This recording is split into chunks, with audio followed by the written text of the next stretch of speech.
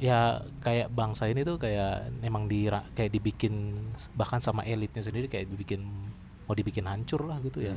Masyarakatnya dibiarkan bodoh. Kadang yang bahkan yang baru-baru ini yang bilang masyarakat sehat aja dipajakin.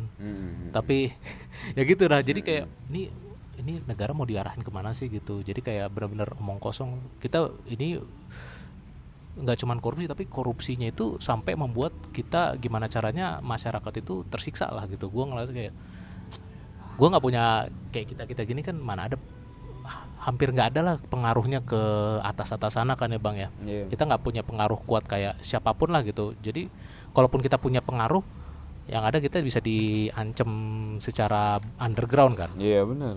Jadi ya buat apa gue kalau bukan keajaiban dari Tuhan, kalau bukan mukjizat kayaknya gue nggak yakin Indonesia bisa Ini gue makan aja survive kali gitu. ya. Ya Makan lalat ya. ambil lah, mau realistis aja lah. Sejak kapan lu begitu? Hopeless. Hopeless lah ya, bisa dibilang Hopeless. lah ya.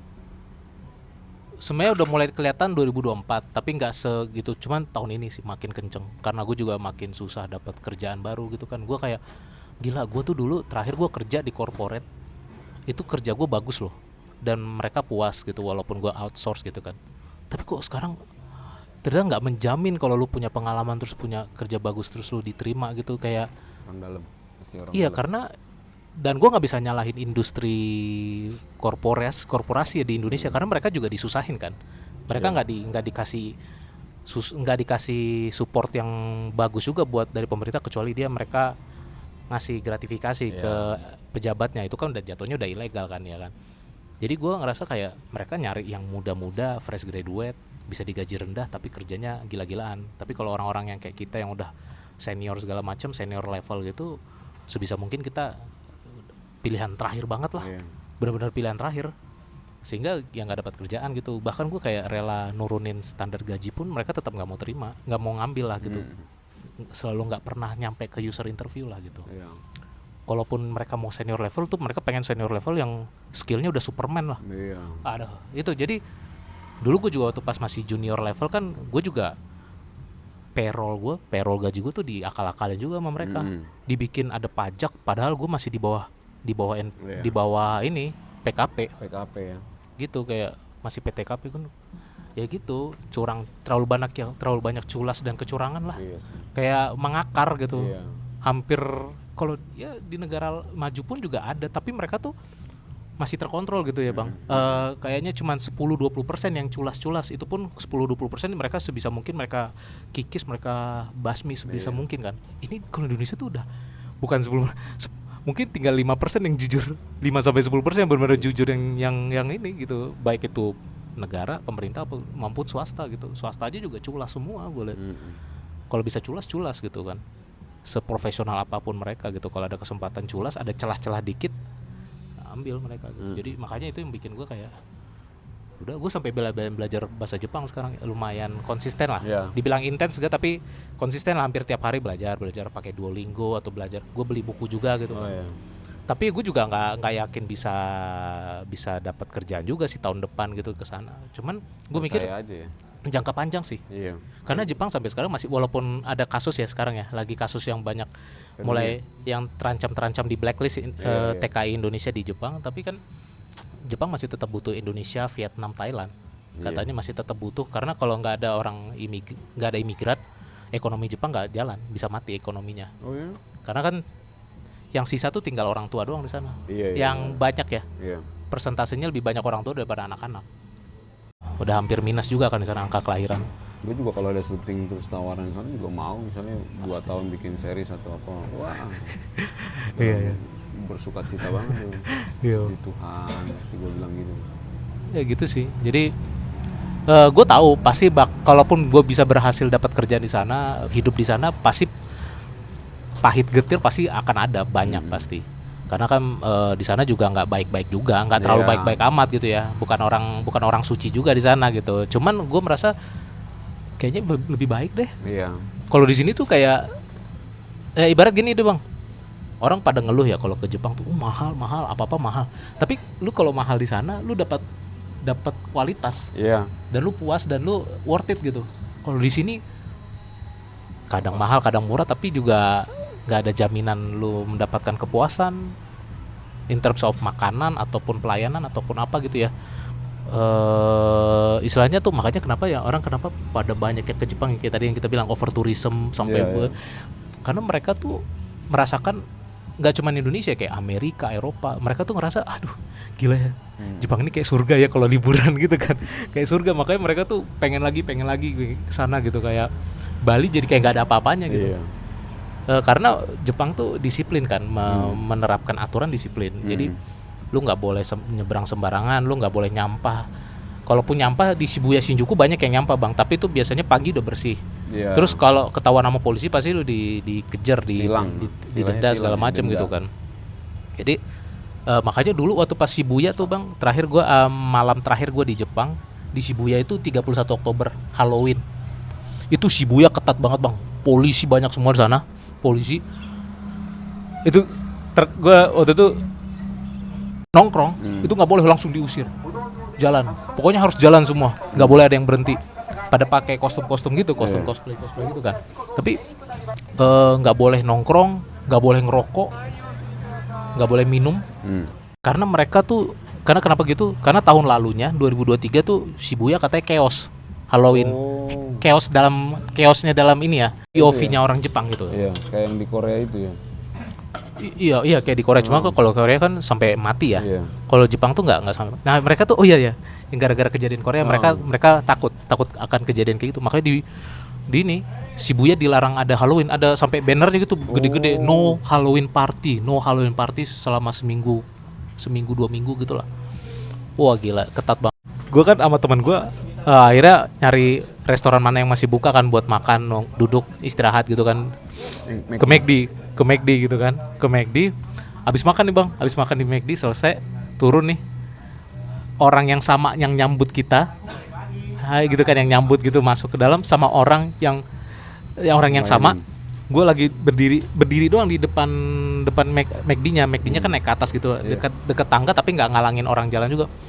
Sampai diusir secara halus, please go, do not standing in front. Itu sampai padahal dia tahu kita habis makan di situ. Gila, saking strictnya banget waktu itu. Strict banget waktu itu. Karena itu gara-gara Halloween itu sih. Cuman gara-gara Halloween itu.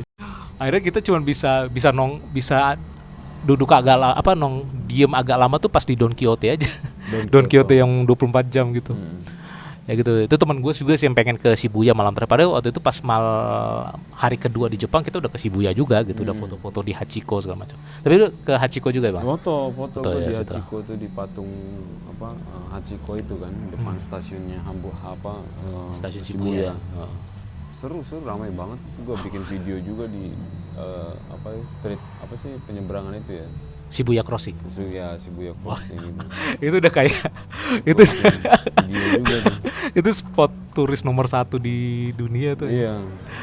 Shibuya gara-gara Tokyo Drift itu, makanya jadi gara-gara Tokyo Drift tahun 2003 tuh. Iya sih, yang pemain Han ya. Si Han itu. Tokyo. Tapi lu di sana sendirian ya bang ya? Sendirian, cuma ditemenin sama yang translator itu aja. Iya. Dan waktu itu ekstrasnya tuh anak-anak mahasiswa Indonesia yang belajar sastra Jepang di sana gitu. Dan hampir 5 tahun lebih mereka tuh stay di sana dan nggak mau balik ya. Nggak mau balik tuh kayak enak aja di sana gitu. Jelas gitu, gue mau cari kebanyakan kayak gitu sih. Kalau bisa mereka nyari istri suami orang Jepang, ambil istri dari orang Jepang tuh mereka. Banyak kayak gitu. Banyak gitu. Seneng banget biar tapi yang ibu itu dia masih orang Indonesia, masih WNI. Nah itu apa dia udah jadi warga negara Jepang? Jepang itu kayak ada bukan trik sih, kayak semacam kebijakan gitu bahwa kamu tetap bisa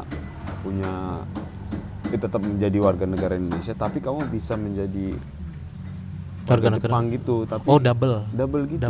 Kalau nggak salah ya. Apa istilahnya double citizen ya? Kayak citizen kayak gitu. Berarti kayak Australia juga. Iya, kurang lebih kayak gitu. Jadi lu mau balik itu ya udah balik aja. Tapi kalau balik ke sini lagi bisa kok gitu. Jadi mereka tuh kayak membuka itu gitu. Jadi mungkin karena ada 2 jenis kan bang yang boleh tinggal boleh tinggal lama. Satu permanen resident. Tapi kalau permanen resident nggak jadi warga negara Jepang.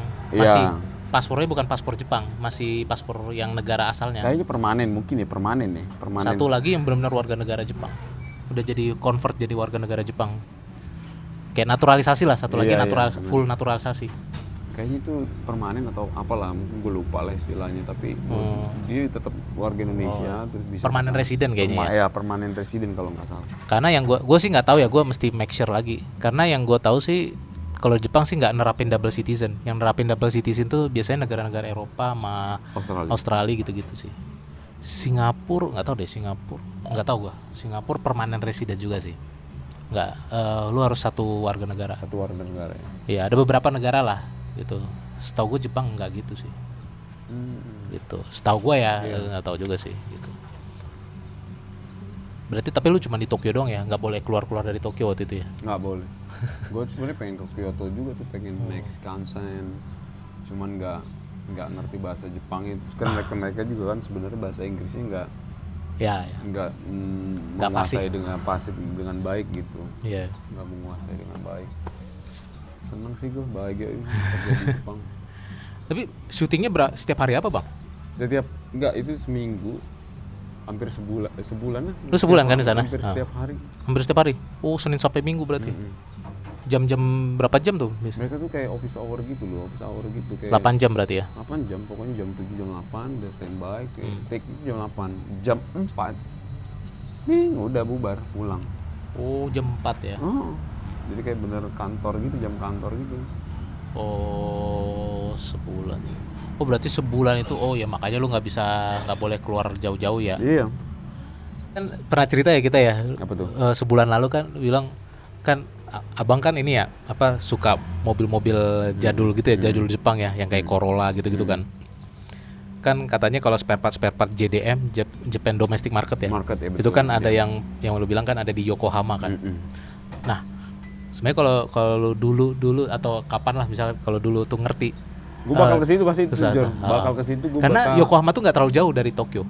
Nggak jauh ya? Apa sih nama tokonya gue pernah share ke lu juga. Up Garage. Iya. Benar, itu tuh kayak barang-barang JDM yang memang spare part gitu. Yang ada yang baru, ada yang second, tapi itu benar-benar bagus gitu. Gue tuh pengen ya telat gue gitu. Jadi kayak ya udahlah gitu, mungkin next. Gue sih percaya bakal ke Jepang lagi gitu. Gue karena beli di sini tuh mahal banget, Zor gitu. Gue sih berharap. Mahal itu maksudnya? Misalnya ada kayak misalnya entah perusahaan atau apa gitu lah ya, gitu komunitas dia order ke sana pesan, jadi kan mahal sih memang biaya-biaya. Oh, biaya ininya ya, ngirimnya ya? Iya, jadi misalnya kayak plat nomornya Jepang tuh kan kotak gitu, Zor. Itu kalau di sini kan bisa 1 juta tuh, sepasang. Frame-nya itu kan kalau kita kan model motor-motor biasa, mobil kan panjang. Terlalu panjang ya? Panjang. Ya, itu ada frame-nya itu kan yang buat naruh si plat motornya itu kan, plat nopolnya itu. Nah, si frame-nya itu kalau di sini itu kan ada bacaannya Honda, ada Toyota, itu sekitar 800.000 sepasang. Di sana mungkin lebih murah kan, cuman kan ya ongkosnya mahal banget nih. Tapi kan kalau misalnya gue sih nggak bernafsu banget untuk kayak ini gini. Udah pakai gitu. Iya. Tapi katanya emang Yokohama tuh terkenal itu bang, barang-barang itu otomotif terkenal ya? Karena gue kan setelah kita ketemu bulan lalu itu, gue kan banyak nonton itu lagi kan, konten-kontennya si Gofar, Green Boy, sekut otomotif itu kan. Waktu pas mereka ke Jepang 2024 juga tuh mereka ke Jepang bulan-bulan Februari Maret gitu lah. Mereka tuh kebanyakan bukan di Up Garage sih, yang mereka ada namanya Flex apa gitu-gitu. Mereka tuh yang nyari-nyari yang kayak gitu, Land Cruiser apa segala macam di Yokohama juga. Toko-toko mobilnya di Yokohama juga. Kayaknya emang Yokohama kayaknya gudang-gudang otomotif juga sih. Tapi nggak ngerti kalau mereka beli banyak gitu kan. Kita kan punya kebijakan pemerintah imigrasi ya. Maksudnya dari jangan sampai lebih dari 10 juta itu kan kayak kena pajak segala macam gitu kan. Kena bisa dihambat sama bea cukai kan pas di bandara kan. Gitu. Iya. Gue tuh mau beli itu frame-nya plat ini, mungkin kan gue dalam waktu dekat ini mungkin ya kalau Tuhan izinkan bakal ke Korea nih. Gue bakal mau nyari itu frame plat mobil itu. Tapi yang versi Korea? Versi atau kalau ada selama itu nggak ada tulisannya gua akan beli, tapi kalau ada tulisannya di frame itu di tengah-tengah itu ada kayak semacam bukan kaligrafi, kayak watermark kayak gitu ya? Bukan watermark, jadi kayak memang kayak dicetak gitu, dicetak Toyota, Honda, jangan sampai ada Hyundai sih, maksud gue polos aja gitu gue akan beli karena di Korea itu gue udah sempet search gitu kayak model panjang gini ada setiap daerah beda-beda tuh Zor. Kalau Jepang tuh kayak kotak gitu khusus lah gitu JDM gitu. Nah kalau di Korea tuh beda, ada yang panjang gini tergantung daerah tuh. Ada yang panjang, ada yang kotak, macam-macam. Gue cari, jenisnya coba lihat frame nopolnya Korea Selatan tuh macam-macam, ada yang bentuknya panjang kayak kita, terus ada yang kotak gitu, ada yang persegi panjang gitu, macam-macam. Gue rasa itu tergantung kayak kita lah, daerah misalnya Bogor atau Bandung, Jakarta gitu kan, tergantung daerahnya masing-masing gitu. Kalau tuh kayak pengen beli gitu. Gue coba cari ya bang ya, kan ada beberapa yang gue ada yang gue foto nih. Nah yang kayak gini Zor, ini Jepang. Nah yang kayak gini Zor, tapi ini kan, nah ini frame-nya nih Zor. Nah ini frame-nya ini nih. Nah ini kan yang bawahnya ini kan si plat besinya nih kan, plat besinya. Nah yang frame-nya ini nih, ini yang mahal segini Zor. Oh gitu. Kan ada cetakannya. Kalau yang ini di sini tengah-tengah ini kayak ini plat nomornya langsung deh kayaknya Zor ya. Ini Honda Freed nih. Iya maksudnya plat nomornya langsung, nggak pakai frame gitu kan, nggak pakai rumahannya gitu. Ini kayaknya langsung flat. Karena ini langsung ada bautnya nih Zor. Bukan yang pakai frame ya? Iya, ada yang pakai frame lagi Zor. Coba gue cari lagi ya. Coba deh, kayak lu foto juga deh. Semua mobil lu foto ya kayak. Beberapa yang TAF yang baru tuh yang gue foto tuh, ada TAF di Shinjuku. Ini nih. Gak tau deh ini ada frame-nya atau enggak? Enggak ya, kayaknya sama ya. Nah ini enggak ya, karena ini langsung ke baut nih tuh. Langsung ke bautnya kan. Kalau yang frame-nya itu dia kayak ada penjepitnya gini, penjepit. Nah di frame-nya itu bautnya ini nempel ke mobilnya gitu. Jadi cuma masukin doang ini platnya ke frame-nya gitu, secara kayak bingkai foto gitu, celek. Nah yang di frame ini ada bautnya gitu. Oh iya. Itu ada deh kayak bisa. Frame ada yang jual di. Nah nih kayak gini nih. Nah nih frame-frame-nya kayak gini Zor. Di Indonesia nggak ada kayak gitu ya? Ada. Ini harganya 170. Maksudnya kalaupun ada impor ya? Import mahal. Nih kayak gini Zor. Nah ini kan tempat bautnya nih kan, di bautnya kan. Nah ini kayak gini-gini, jadi kita bisa bikin ininya, plat kalengnya itu bisa ada logo Dirlantas, Polantas Dirlantas. Kita kan sebenarnya lebih ke resmi apa enggaknya ada logo si polisinya itu, lalu lintas itu. Cari ini di Korea gitu. Selain makan, jalan-jalan sama ini apa, gue juga mau beli kayak safari apa blazer gitu kan. Korea itu lumayan ya fashionnya ya, maksudnya Pak. Secara fashion tuh mereka menjadi, apalagi dengan banyaknya film-film drakor itu kan, mereka kan juga jadi kayak kiblatnya modenya juga gitu. Fashion kan, sama makeup, skincare. Orang mau apa sekarang blazer, jas gitu. Kayak misal lu resmi bisa pakai casual juga bisa gitu. Gue pengen cari-cari gitu, katanya murah-murah di sana Zor. Murah-murah. Tapi gue nggak membuka just tip ya Zor. Takutnya lu nanti tiba-tiba bang, gue beli tip ini kagak Zor. Kecuali kalau bang gue nitip coklat gitu. Oke Zor, kalau coklat sih ya. Jangan lu nitip elektronik ini apa ribet bawaannya, ntar gue kena jasa. Ini kan biasanya kan berapa ya, 10 juta ke atas tuh kena ya apa. Gue sih nggak sampai belanja segitu banyak, maksud gue gue nyari yang kira-kira gue butuh untuk menunjang apa tadi lu bilang investasi buat kerjaan gue, kayak lu beli gini kan. Benar. Buat investasi kerjaan lu kan. Nah, gue betul, blazer. Ya kalau itu hobi gue lah, kalau plat nomor itu, plat nopol itu buat hobi gue aja gitu. Paling gue beli 2 apa 3 pasang lah gitu. Terus kayak misalkan kalau kayak musisi brandingnya pakai topi fedora ya dia koleksi fedora gitu ya. Gitu. Jangan tiba-tiba bang gue nitip sepatu ini ya anjing. Nggak ada duit bang. At least saat ini belum. Kardus sih jangan dibuang, itu masalah lagi. Taunya kita nggak lupa lepas barcode apa, katanya bisa ke sensor ya Zor kalau. Temen gue beli Onitsuka, dia naruh di koper gue nggak ada masalah sih. Karena cuma beli satu. Iya, mungkin itu punya. Di bawah mungkin kalau di bawah 5 piece kayak cuman beli 3 pasang atau 2 pasang kayaknya nggak dipermasalahin. Kayaknya sih enggak sih. Gitu sih. Kayaknya mereka tahu yang mana yang kayak yang barang mahal, misalkan orang kayak misalkan abang ipar gua. Itu dia koleksi helm motor yang mahal-mahal gitu. Kan helm-helm di Jepang juga kan keren-keren. Mungkin kayak helm Jepang yang harga 20 juta, kalau di sini 20 juta tapi dia beli di sana 10 juta, mungkin itu yang bisa dipermasalahin, yang bisa dipersulit. Betul. Tapi kalau kayak beli barang yang kayak murah-murah, barang-barang yang gue beli kan murah-murah semua kan. Itu jadi kayaknya nggak dipermasalahin sih. Sama sepatu paling gue yang. Sepatu ya baik lagi buat investasi, buat pekerjaan juga sih sebenarnya. sepatu-sepatu yang ya biasa aja sih yang. Emang di sana rencana bisa berapa lama, Bang? Seminggu sih sebenarnya, Seminggu. tapi kan pentasnya hari kedua, hari ketiga, selebihnya udah jalan-jalan, makan-makan. Oh, 2-3 hari doang ya Iya, pentasnya? 2-3 hari aja. Oh, iya. Pentasnya cuma sehari, 45 menit, cuman kan GR kan Iya, sehari betul. sebelumnya, udah 2 hari aja. I see, Nah, I see, 4 I see. hari ke belakangnya jalan-jalan, makan-makan. Iya, iya. Pengen tren tubusan gitu, nyobain siapa tahu Tren ada zombie, gitu. Squid Game, Squid Game gitu. Pulau Jeju. Oh, bener Pulau Jeju. Gak tau Pulau Jeju atau pulau apa lah. Tapi kan yang terkenal di sana kan Pulau Jeju. Pulau Jeju itu yang di Squid Game ya? Yang orang kabur dari Squid Game itu yang Oh enggak. Squid Game itu pulaunya misterius. Oh Pulau- iya, pulaunya kalau misterius. Pulau Jejunya itu yang di film Money, oh bukan? Yang gue Nonton ingat apa sih ya? yang sering nge-expose Pulau Jeju itu justru anime Jepang, Bang. Anime Anime ya? Jepang tapi yang dia tokoh utamanya orang Korea. Itu apa Oh. namanya? Anime Solo Leveling. Nah, Oh. itu tentang Pulau Jeju. Cuman Pulau Jeju itu emang tempat wisata, Bang. Oh, oke. Bahkan katanya orang bilang, ada yang pernah gue nonton ulasan-ulasan di Instagram gitu, lebih gampang orang Indonesia ngajuin visa kalau cuman ke Pulau Jeju doang daripada kalau mau ke Seoul. Oh iya? Iya, katanya ada yang gitu ya. Jadi kayak bisa yang penting lu cuma di Jeju doang, nggak boleh Iya, ke kemana-mana Seoul gitu atau ya. nggak boleh ke Busan atau apa. Kalau cuma ke Jeju doang boleh gitu, lebih dipermudah visanya. Iya. Beda kan kalau Jepang kan bebas visa kan, asal ngajuin yang ngajuin di website mereka Japan Exemption Visa. Kalau Indonesia kan dapat jatah tuh 2 minggu, 15 hari kan. Tapi gue cuma di sana cuma 9 Gue juga hari. waktu syuting itu yang di Enaka kayaknya bebas visa ini. Gue nggak ngurus visa, cuman gue bikin.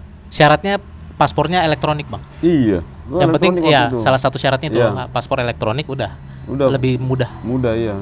Waktu itu gue masih pakai paspor elektronik, cuman pas masa COVID kan masa berlakunya udah habis tuh 5 tahun. Oh. Terus kan nggak ada, biasalah dampak dari COVID itu kan ke pekerjaan semua kan.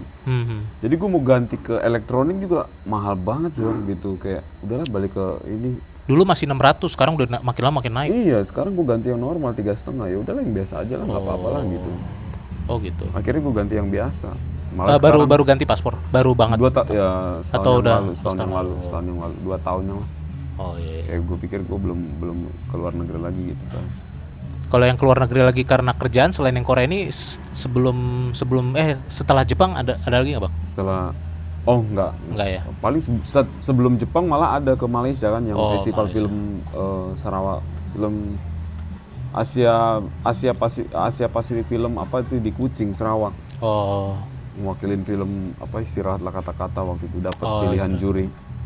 Oh Naik ke iya. podium. Yayan Ruhian yang ngasih piala sama aktris Malaysia waktu itu. Bintang tamunya Donnie Yen, Wih, yang Donnie Ip Man. Wing Chun, Ip Wing Man. Chun, Ip Man. Donnie Yen, iya. Donnie Yen. Keren. Itu. Malaysia ya. Iya. Oh, berarti itu Kangen ya. sih gue pengen ke Jepang lagi. Iya sih.